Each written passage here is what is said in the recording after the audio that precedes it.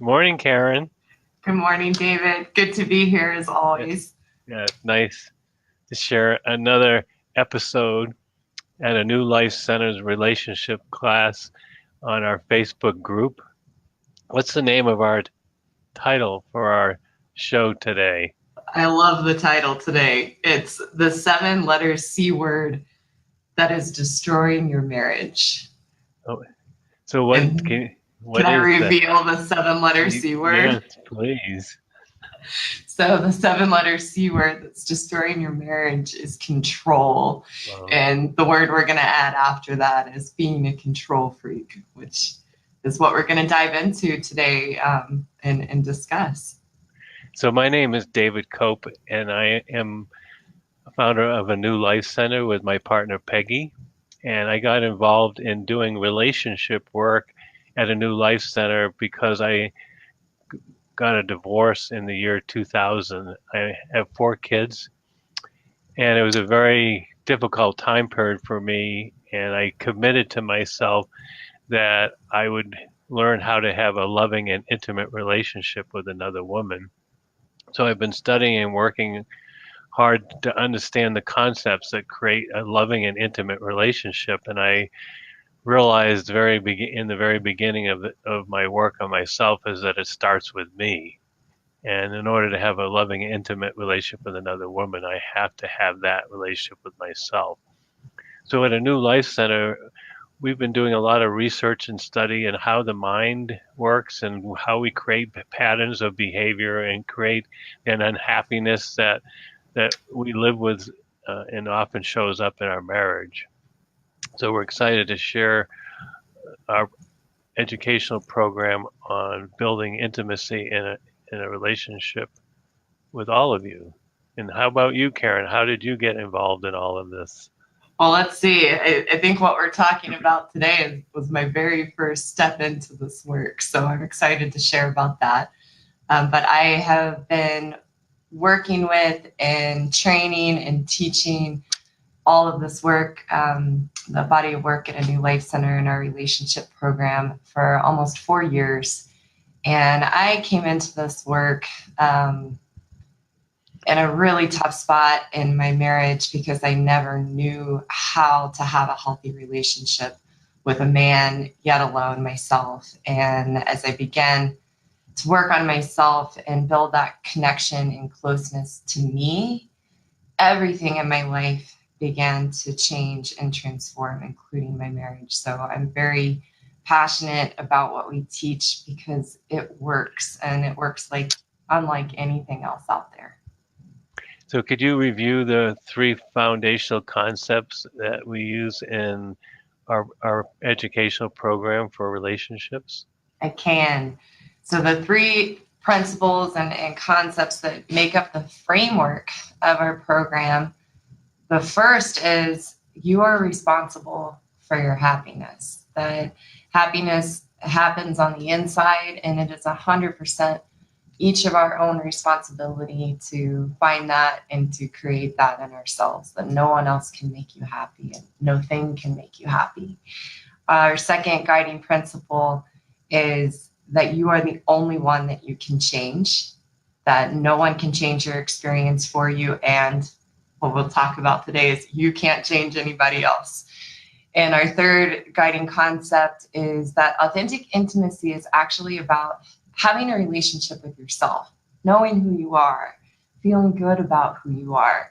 And it's in order to build that relationship and feel good about who we are, we have to dive in to see where we don't feel good about ourselves and where we don't know who we are, which is what makes us different, I think, is being able to dive into those things and face those challenges head on. And the result is a deep connection to yourself that then you can bring into your marriage and other relationships. Thank you, Karen. Sure. I'm kind of smiling in anticipation of Yeah. sharing the first workshop that you attended when I was teaching the Healthy Grieving Resolution Program, which is a grieving process that I developed that allows individuals to heal from the loss of grief and pain.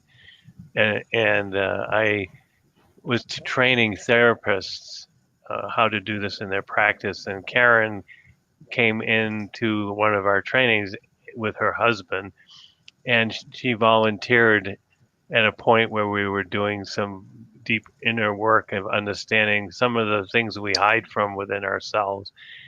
And I asked her if she would like to volunteer, whether she knew she was a control freak or not. And I smiled because it was almost 4 years ago, and her husband was there, and I could see his look on his face, like, "Oh no, don't go there with her." You know, I'm in the room, and it was very hard for him to want to even bring it up, how he knew you as a control freak, because he was so scared to approach that topic with you. So could you share a little bit of what you learned back then? Yes, I sure can. I actually, when David and I talked yesterday to come up with the topic for our show today, I got excited because I got to go back and find my original notebook of the first training that I had. And when that came up, are you open to looking at if you're a control freak or not? Me not being very familiar with the work yet, I was like, sure, I'll look at that, because in my mind and how I saw it was that I had already worked on that, and that I had let go of being a control freak. I no longer was a control freak. So sure, that's a safe place to go. And as it turned out, I had never resolved myself and showing up as a control freak. I had just covered it up. And I was trying to put on a show for myself and everyone else that I was no longer controlling. And this work exposed very quickly that issue was still very well and very alive in me. And that was a good thing, because it gave me the opportunity to actually get in there and, as I've been saying, do surgery on it and remove it so that I could truly move through my life and through my marriage and relationship with my husband, not as a control freak. Because looking back now, it was exhausting. It took up every part of my day, of my life, of my relationship, constantly trying to control my environment and how people saw me and perceived me, and which my husband was just another extension of me. So I was constantly controlling him and how I wanted him to be perceived by me and by other people. I mean, it infiltrated my life, which control freak does. Can you share some of the work you found out when you went back out in your notes about? Yes, I did. So one of the things that we do for our listeners at a New Life Center that's different from traditional therapy and other work that's out there is that we have a methodology that bypasses our stories that we live in. So Karen's story was, I've done a lot of work on control freak, being controlling, and I really don't need to. But in the work we do at a New Life Center, the process breaks down the story so we can get to the truth of the experience, and that's where real change happens. So what was the truth of what you found out in this process that we did at the workshop? Yeah, that, like I said, control freak had not been worked on and was still there, and I just had a story that I let it go. But this was it's so special to me. This was the very first piece of work that I did, and this was me as a control freak. And Adam, he's in this, and that's my husband. Yeah. So I try to control, and I would even now take out try. I control Adam to make my environment feel safe. I feel scared when it is not. I try to control what everyone knows. I try to control myself from actually being seen. I am afraid that people won't like me. I feel cheated from just experiencing myself. I control information so that I tell others what I want them to hear and what will keep them liking me. Thank you. And that was my experience day in and day out. There's many different angles of control freak. And since doing this work on myself and then working with others, I've helped many, many, many women look at themselves and this part of them as a control freak. And for me, it was constantly trying to control how others saw me and what they knew about me. And it took up my whole life. And I can't even imagine going through life with that anymore. So thank you, Karen. At a New Life Center, we do a lot of research and study on why, as humans, we have our behavioral patterns. And one of the things we've learned over the last 12 to 15 years is that first, women, it's very normal to be wanting to be in control, because as humans, we have a feeling that we're out of control. And so the way the mind works to create this experience of needing to be in control is we create these comfort zones that we live in. So we make them really tight so that we can manipulate all the pieces to make sure that we're always in control of the environment that we're in. So when you get married with your husband, what you do unconsciously is you create this environment, this world that you can be in complete control in. And your husband is actually one of the pieces of what you need to control in order to feel like you are in control. So the reason why we need to be in control is because we feel at a fundamental level is out of control. So the need to be in control comes from a place of being internally out of control. And the reason why at a fundamental level we feel out of control really ties into this whole intimacy issue. Is if I feel out of control, that means I don't know who I am. I'm not grounded in my experience of myself, and I lose myself in life. In a New Life Centers program, what we do is we teach you how to connect with yourself to know who you are, which is the foundation of creating intimacy in your marriage.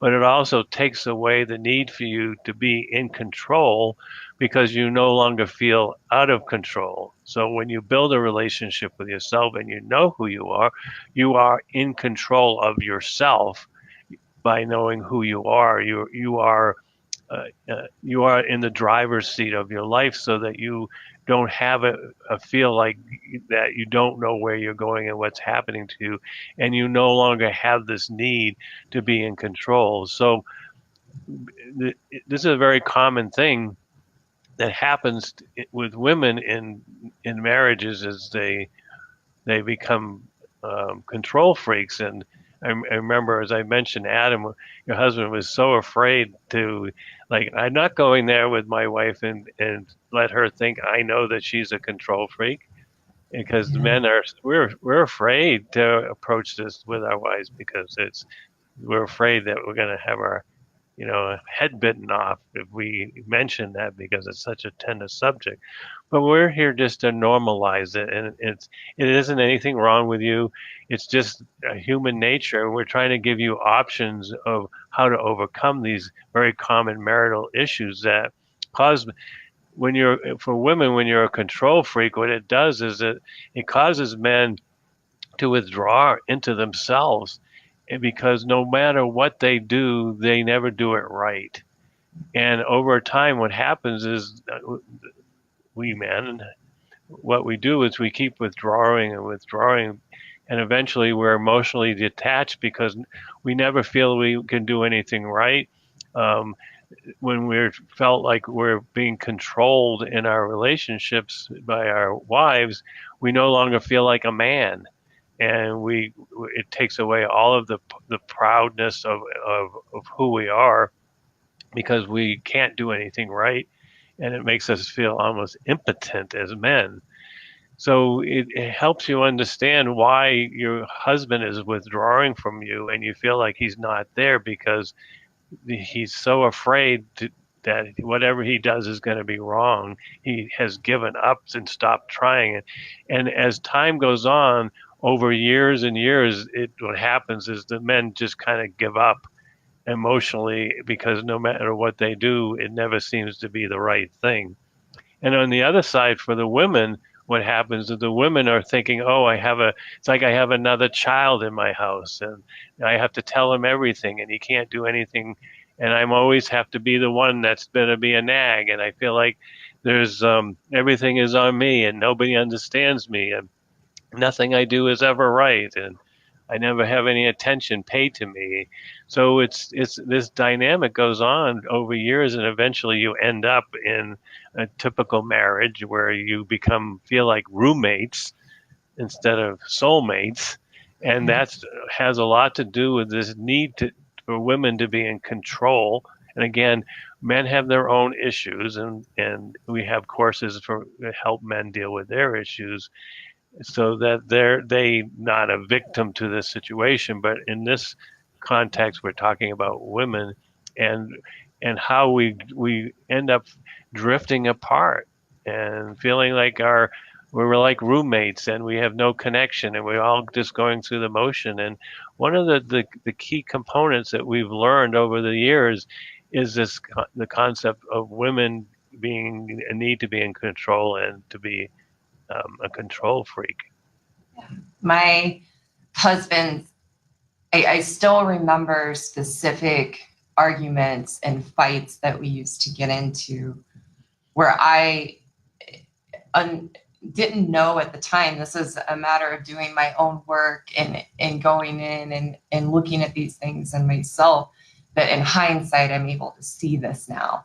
But I remember these specific fights and arguments where I was literally telling my husband what he was feeling was wrong, and trying to manipulate and control what he felt, how he felt, and let him know that.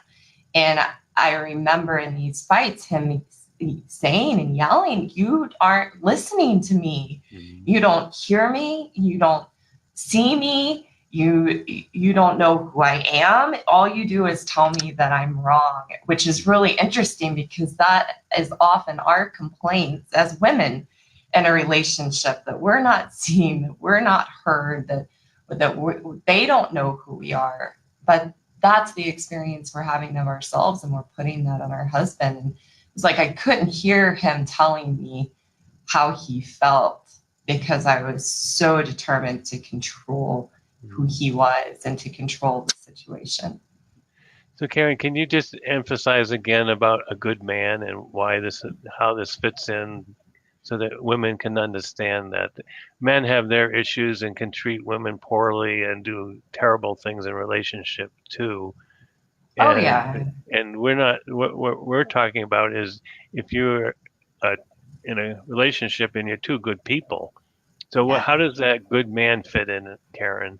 Yeah, so that's a really important point, David, that we want to make very clear and understood in our group is everything that we're teaching and these new perspectives that we're sharing with you are meant to be in the context of being with a good man and two generally good people trying to make things work in their marriage. This information isn't about being with what we term a bad boy or in a toxic, abusive relationship. And if that might be the situation you are in, then this might not be the best support for you, but there's wonderful support out there, and encourage you to find that.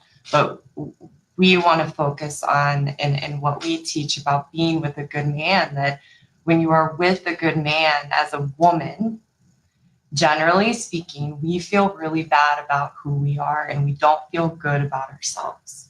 And we end up putting that on our husbands who are good men. And at the foundation of a good man, he is loving and caring. And the only thing that he wants in the whole wide world for you is to be happy.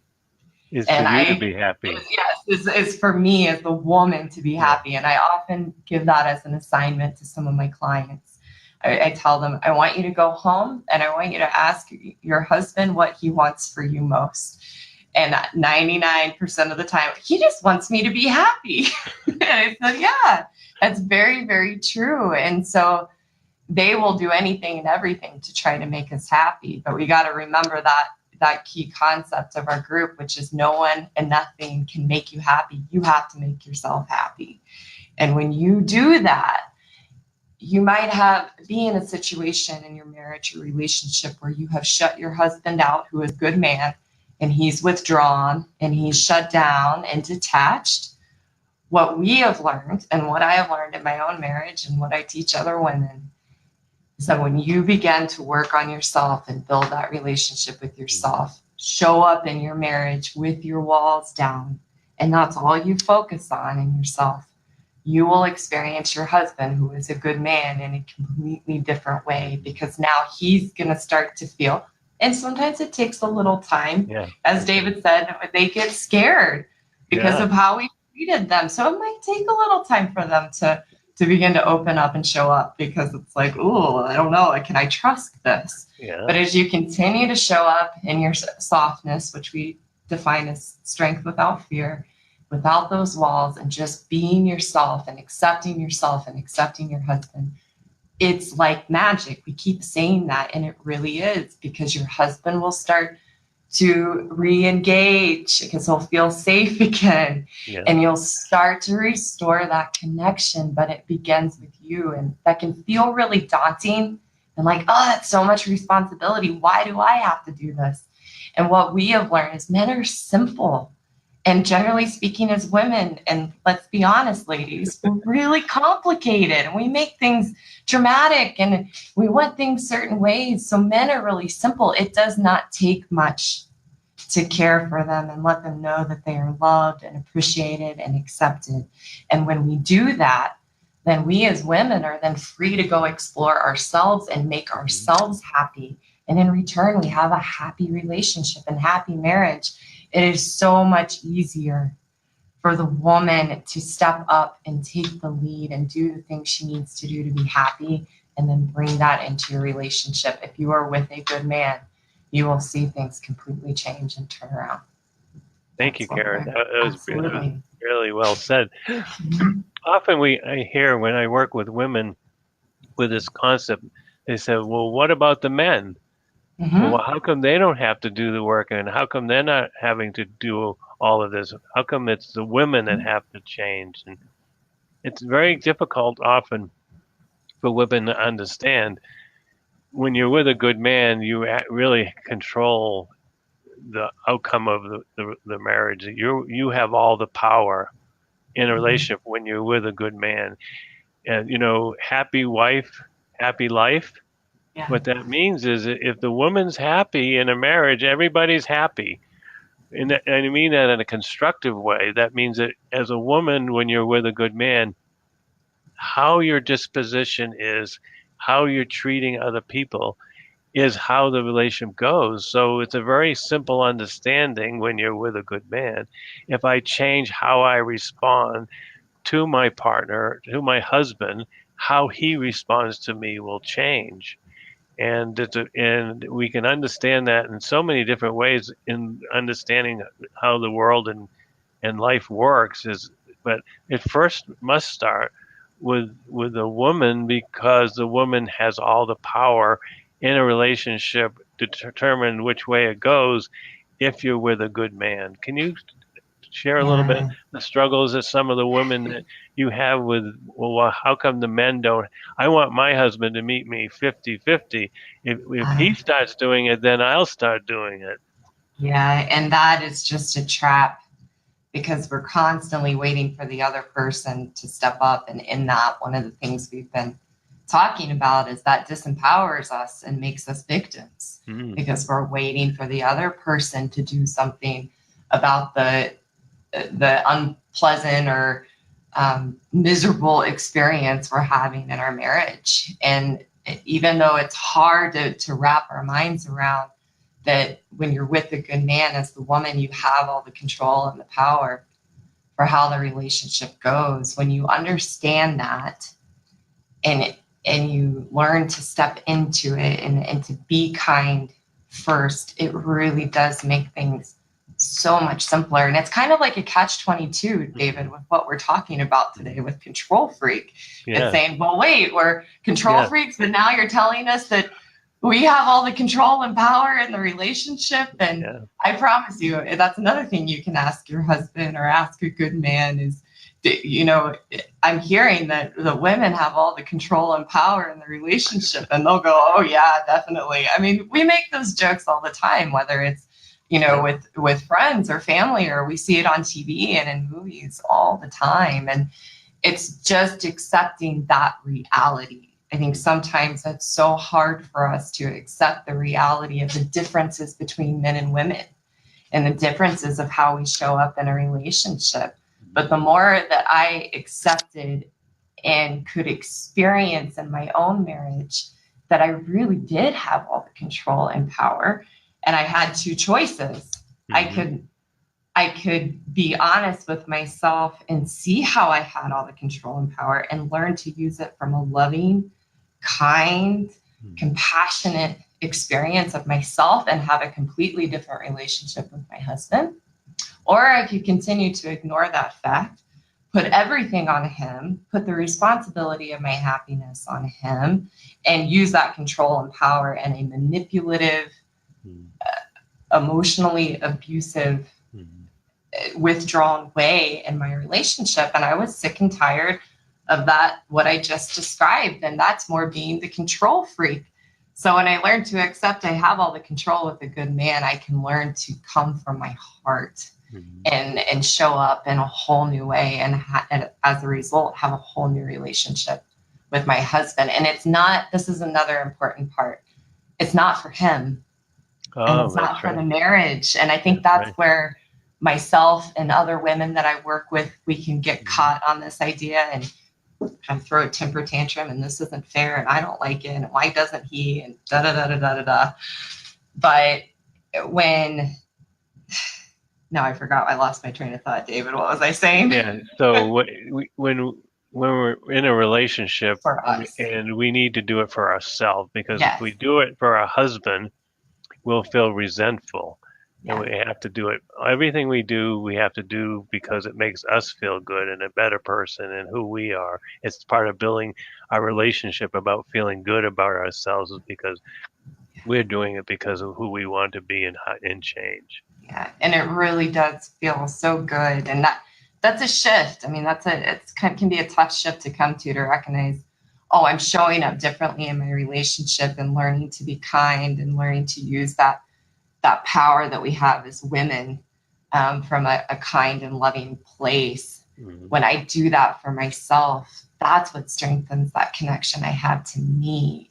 And again, that's where that intimacy comes from, is feeling good about who I am and having a relationship with myself. So I step in and start to apply these things in my marriage, not for my husband or the marriage, but for me, because it feels good as me, and I get to know myself in amazing ways that I couldn't have without doing so. Thank you, Karen. Sure. I'm watching the time, and I think I have another quick comment. Why it's so daunting for women. And again, remember, men have their own issues, and we have a course for men and dealing with the issues that they have to create a loving and intimate relationship. But it's often daunting for women to take responsibility for their marriage, because then everything is on them.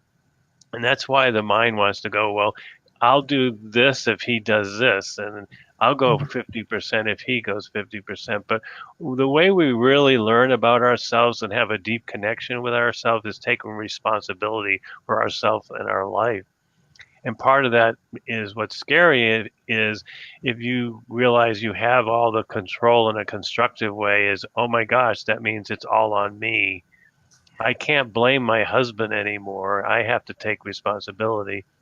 And that's often very daunting for somebody who has been a victim and doesn't want to step out and be vulnerable and intimate in a relationship. It's very scary. So it's perfectly understanding in what we've understood in the way the mind works at a New Life Center, why women would be scared to say, well, I want my husband to meet me part way because we're partners. But when we're truly committed to ourselves, to being the best that we can and taking responsibility for our life and the direction, it empowers women to be the heroine of their life and their marriage, and say, if I want a happy marriage, I want to take responsibility for the direction in a constructive way and support.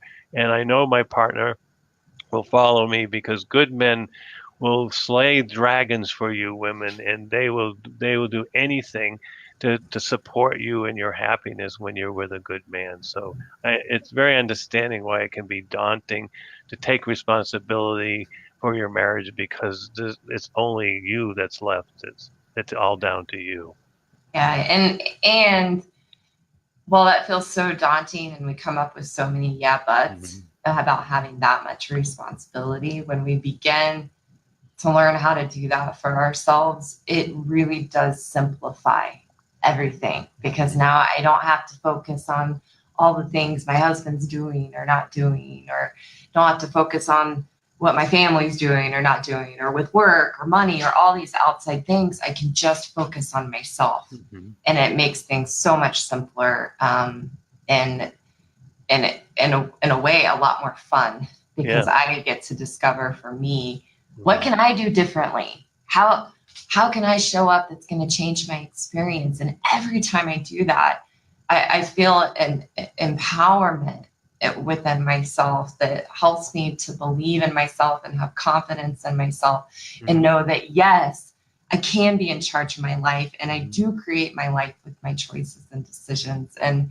it's very exciting and rewarding to see how much I grow in that. And that's what my clients, the feedback they give to me from learning to take responsibility is, oh, I thought this so much and I didn't want to believe you. And I thought this was a bunch of BS. But now I'm doing it, and I feel so good about myself, and I believe in myself, and look at the new things I'm trying. And my husband's seen it, and he's so excited for me. And, it's really a wonderful experience to learn how to do that for yourself. Thank you, Karen. That was beautiful. Yeah. Can you do kind of a recap for today about the 7-letter C word that destroys marriage? We got into some good material. Yeah, so I think I can give a recap. Yeah. But today we were talking about that 7-letter C word that can destroy a marriage or relationship. And that 7-letter C word is control.